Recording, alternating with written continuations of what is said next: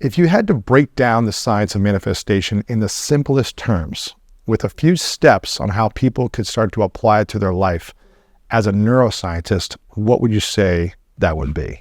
Okay, so thank you for the lovely things that you've said about me. And one of the things I really pride myself on is making complex subjects simple and accessible. Yes. Because I genuinely think, what is the point of knowing anything if you can't help somebody to understand it and use it, where it's going to make a really big difference to their life? And I actually received a similar compliment on Instagram today, and I don't always write back. I don't always have time to write back, but I said, that is the best compliment. Thank you. So I'd like to approach this in a few ways. The practical road to manifestation, which is based on neuroplasticity because of my background, and that means the ability of your brain to change and grow, and therefore your ability to think differently, manage your emotions differently, act differently in the material world. So based on that, manifestation is really just setting a goal or choosing an outcome and taking the actions that you have to make that come true. It's as simple as that. But the neuroscience process starts with raised awareness.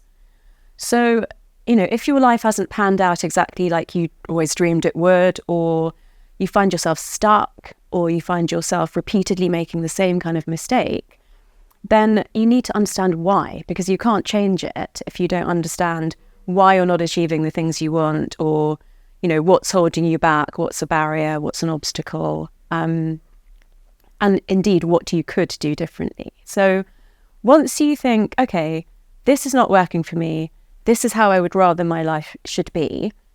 This is my vision. This is my dream, vision. My goal. Yeah. This is the outcome that I want. Yeah.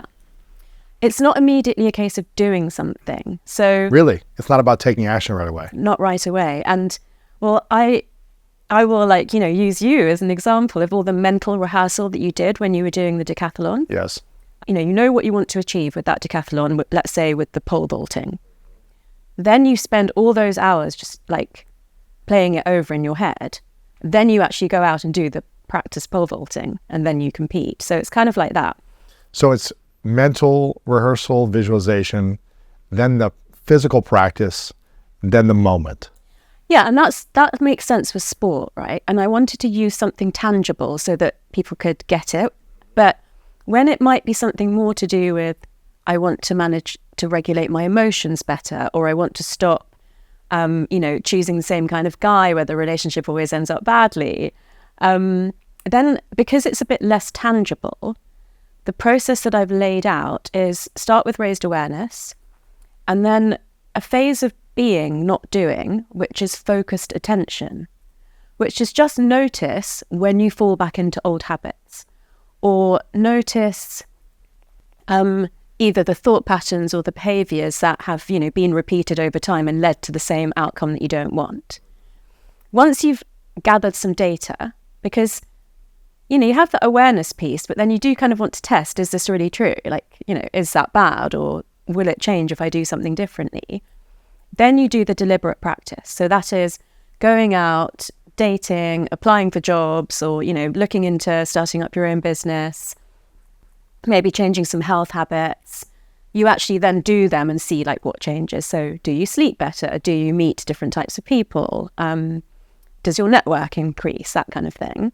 And the last part isn't so much a stage, but it's accountability, because as we both know, people set a lot of, good intentions and then don't always achieve them. So it's either that you can achieve that yourself. I'm really loving this app at the moment called Habit Share. And I've got 12 micro habits on it, and I have to tick them off every day. And I find that if I do that and I focus on 3 for each quarter of the year, then by the end of the year, I'll have at least 10 habits that I don't even think twice about anymore. Yeah. What are 3 of the most important habits you're focusing on right now? Eating more protein, doing more weight-bearing exercise, and